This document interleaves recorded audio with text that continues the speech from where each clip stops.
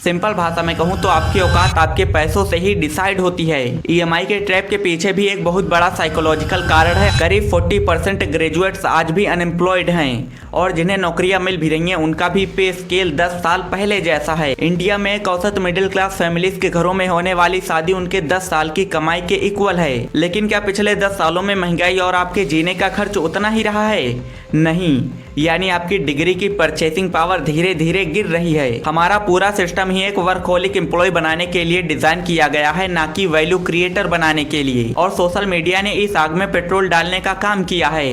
जब भी आप रील्स में अपने किसी फ्रेंड को देखते हो तो आपके अंदर क्रिएट होता है FOMO, fear of missing out. अब देखो इसका एग्जिट प्लान भी है अगर आप अपनी लाइफ में इम्प्लीमेंट करना चाहो तो। क्या आपको भी कभी ऐसा लगा है कि आपकी पूरी लाइफ तो सिर्फ बिल्स को चुकाने में ही निकल जाती है? आई मीन फोन की ईएमआई, बाइक की ईएमआई, घर की EMI, medical fees, school fees वगैरह वगैरह। सुबह 7 बजे अलार्म बजते ही गला नाश्ते से नीचे नहीं उतरता ये सोचकर कि कहीं ऑफिस के लिए लेट ना हो जाए। ऊपर से मेट्रो का धक्का, ट्रैफिक का एक्स्ट्रा चस्का, तब जाकर आप कहीं ऑफिस पहुंचते हो एंड ऑफिस पहुंचने के बाद 8 से 9 घंटे तक उस बॉस की सुननी पड़ती है जिसके लिए आप सिर्फ एक टारगेट कंप्लीट करने की मशीन हो और कुछ नहीं। इतना सब करने के बाद जो पूरे मंथ की सैलरी आती है वो तो बैंक में रुकती तक नहीं, आधी तो सिर्फ ईएमआईज को चुकाने में ही निकल जाती है। एंड ये जो खेला हो रहा है वो हो रहा है इंडिया की मिडिल क्लास फैमिलीज के साथ। हम भले ही हर दिन सुनते हैं कि भारत तेजी से बढ़ रहा है, सब चंगासी, भारत में सब चंगासी, हम दुनिया की तीसरी सबसे बड़ी अर्थव्यवस्था बनने वाले हैं, ये ढिंढोरा पीटा जा रहा था। लेकिन हम थर्ड तो नहीं बने बट फोर्थ से स्लाइड करके 6th पर आ चुके हैं, जो कि मेन स्ट्रीम मीडिया से तो गायब है। पिछले 10 सालों में हमारे देश की तो ग्रोथ हुई है लेकिन यहाँ का एक आम सिटीजन बिल्कुल उसी कंडीशन में है जैसे 10 साल पहले था, इवन कहें तो उससे भी बदतर। सो चलो पहले इसे ही समझते हैं। हमें बताया गया है कि इंडिया की जीडीपी शानदार है, बेमिसाल है, बट इंडिया की जीडीपी बढ़ने का ये मतलब नहीं होता कि इंडिया का हर एक सिटीजन अमीर हो चुका है। देखो इकोनॉमिक्स में एक वर्ड होता है पर कैपिटा इनकम। अगर हम इस लिस्ट में इंडिया को देखें तो वो 146वें नंबर पर है 194 कंट्रीज में। यानी देश भले ही अमीर हो रहा है but citizens are suffering right now. महंगाई पर अक्सर लोगों का कहना होता है कि महंगाई तो पहले से थी ना, बट आप डाटा तो देखो। प्राइवेट स्कूल्स की पिछले 5 सालों में फीस 8 to 12% की स्पीड से बढ़ी है। मेडिकल एक्सपेंसेस 14% की दर से बढ़े हैं। और आपकी सैलरी, अगर आप किसी एवरेज प्राइवेट कंपनी में काम करते हो तो आपकी सैलरी हाइक 5 to 7% से ज़्यादा नहीं होगी। कमेंट में बताओ कितनी है। देखो मैथ बिल्कुल सिंपल है, अगर आपके एक्सपेंसेस आपकी इनकम के डबल स्पीड से बढ़ रहे हैं तो आप कभी भी अमीर नहीं बन सकते, आप सिर्फ सर्वाइवल मोड में ही फंसे रहोगे। इसे एक सिंपल से एग्जांपल से समझते हैं। मान लो एक मिडिल क्लास फैमिली 2015 में राशन, खाना, पानी, बिजली वगैरह के लिए महीने का 20,000 रुपये उड़ा रही थी और आज वही 2026 में उसी स्टैंडर्ड ऑफ लिविंग को जीने के लिए वो 45,000 रुपये उड़ा रही है। यानी खर्चा सीधा 125% बढ़ गया। अब आप बताओ कि आपकी सैलरी भी इतनी बढ़ी है? बस यही तो मिडिल क्लास ट्रैप है। आप मेहनत तो उतनी ही कर रहे हो बट सिस्टम के बढ़ते हुए प्राइसेस आपको आगे ही नहीं बढ़ने देते। एंड सिस्टम जब आपको पुअर महसूस कराने लगता है बट आप रिच बनना चाहो तो शुरू होता है लोन्स का सिलसिला, और यही सबसे खतरनाक खेला है। आप ध्यान से समझो, अगर लोन एक साइलेंट किलर है तो ईएमआई उससे कहीं ज्यादा खतरनाक है। भारत में पिछले 5 सालों में रिटेल लोन लेने की स्पीड ने सारे रिकॉर्ड तोड़ दिए हैं। बैंक्स के लिए आप सिर्फ एक कस्टमर ही नहीं हो बल्कि उनके लिए आप एक एसेट हो। उन्हें थोड़ी ना फर्क पड़ता है कि आप अमीर हो रहे हो या गरीब, उन्हें तो फर्क पड़ता है सिर्फ इंटरेस्ट से आप भर रहे हो या नहीं। एक सर्वे के अकॉर्डिंग आज के सैलरीड इंडियन की 40 to 50% इनकम सिर्फ उनके बैंक्स की ईएमआई को चुकाने में ही निकल जाती है। हम इसे डेट टू इनकम रेशियो बोलते हैं। जब आपकी आधी सैलरी आपके बैंक को ही जा रही है तो आप सेविंग्स कहाँ कर पाओगे?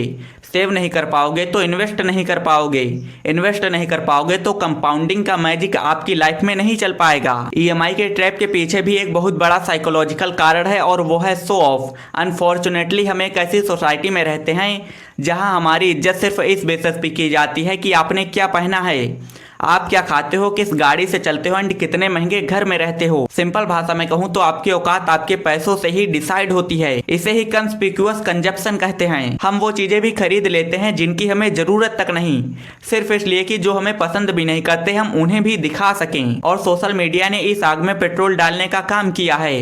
जब भी आप रील्स में अपने किसी फ्रेंड को देखते हो तो आपके अंदर क्रिएट होता है FOMO, fear of missing out. Simple language में कहूँ तो आप भी बिल्कुल वही लाइफस्टाइल चाहने लगते हो, फिर आपको इसके लिए लोन ही क्यों ना लेना पड़े। इंडिया में एक औसत मिडिल क्लास फैमिलीज के घरों में होने वाली शादी उनके 10 साल की कमाई के इक्वल है। इवन यहाँ पर कई फैमिलीज तो ऐसी हैं जो शादी के लिए लिटरली अपने खेत वगैरह बेच देती हैं। तो आप ये समझो ये कोई इन्वेस्टमेंट नहीं है, ये सिर्फ अपने एक दिन के स्टेटस को बचाने का तरीका है। एक्चुअली अगर हम ये कहें कि इंडिया का मिडिल क्लास अमीर बनने के पीछे नहीं बल्कि अमीर दिखने के पीछे पड़ा है तो ये ज्यादा ठीक होगा। जिस दिन आप समझने लगे कि आपकी अमीरी आपके बैंक बैलेंस एंड नेटवर्थ में है, ना कि किसी आईफोन या कार वगैरह में, उस दिन आप इस लूप से बाहर निकलने का फर्स्ट स्टेप उठा लोगे। मिडिल क्लास होने का मतलब ये नहीं होता कि आप गरीब हो। मिडिल क्लास होने का मतलब ये होता है कि आपके पास लिमिटेड रिसोर्सेज हैं। अगर आप उन्हीं रिसोर्सेज को गलत जगह पर वेस्ट करते हो तो आप कभी आगे नहीं बढ़ पाओगे। वैसे तो इंडिया हर साल लाखों इंजीनियर्स एंड ग्रेजुएट्स निकाल रहा है, लेकिन क्या उन सबको नौकरियां मिल रही हैं? डाटा कहता है नहीं। करीब 40% ग्रेजुएट्स आज भी अनएम्प्लॉयड हैं और जिन्हें नौकरियां मिल भी रही हैं उनका भी पे स्केल 10 साल पहले जैसा है। आज भी टीसीएस या फिर इन्फोसिस जैसी बड़ी बड़ी कंपनीज में एक फ्रेशर पैकेज लगभग 3 से 4 लाख रुपए में घूम रहा है, जो कि 2015 में था। लेकिन क्या पिछले 10 सालों में महंगाई और आपके जीने का खर्च उतना ही रहा है? नहीं, यानी आपकी डिग्री की परचेसिंग पावर धीरे धीरे गिर रही है। देखो, असली दिक्कत है हमारी ट्रेडिशनल थिंकिंग। हम आज भी सिर्फ डिग्री के पीछे ही भागते हैं, जबकि असली मार्केट मांग रहा है स्किल्स। एक स्टूडेंट जो इस टाइम पर data science, video editing and digital marketing वगैरह जानता है, वो ऑलरेडी मार्केट से काफी ज्यादा पैसा कमा रहा है। हमारा पूरा सिस्टम ही एक वर्कहोलिक एम्प्लॉय बनाने के लिए डिजाइन किया गया है, ना कि वैल्यू क्रिएटर बनाने के लिए। जब तक आप डिग्री के भरोसे रहोगे तब तक आप उन्हीं वैकेंसी वाली लाइंस में लगे रहोगे, लेकिन अगर आप अपनी स्किल्स पर काम करते हो तो आपको इन मार्केट्स में स्केल करने का मौका मिलेगा। अब देखो, इसका एग्जिट प्लान भी है अगर आप अपनी लाइफ में इंप्लीमेंट करना चाहो तो। First, the 50-30 and 20 rule. इसका मतलब आपकी इनकम का 50% हिस्सा आपकी मैंडेटरी रिक्वायरमेंट जैसे कि खाना, पानी, बिजली, एजुकेशन या फिर मेडिकल के लिए होगा। 30% आपकी लाइफ स्टाइल के लिए एंड 20% इसे और जितना चाहे उतना बढ़ा सकते हो एंड यही आपका इन्वेस्टमेंट फंड होगा और आपका फ्यूचर डिसाइड करेगा। सेकेंड है इंश्योरेंस। ये तो सबको पता है कि सिर्फ एक मेडिकल इमरजेंसी पूरी फैमिली की सेविंग्स को तोड़कर रख सकता है, तो एक इंश्योरेंस बहुत ही ज्यादा जरूरी है। And most important, show off को छोड़ना। आपको जिस चीज की नीड ना हो उसे अवॉइड करना ही बेटर होगा। वैसे आपका इस पर क्या मानना है? कमेंट में अपनी राय जरूर बताना। मैं मिलूंगा आपसे किसी और दिन किसी और नई वीडियो टॉपिक के साथ। तब तक के लिए बेस्ट ऑफ लक।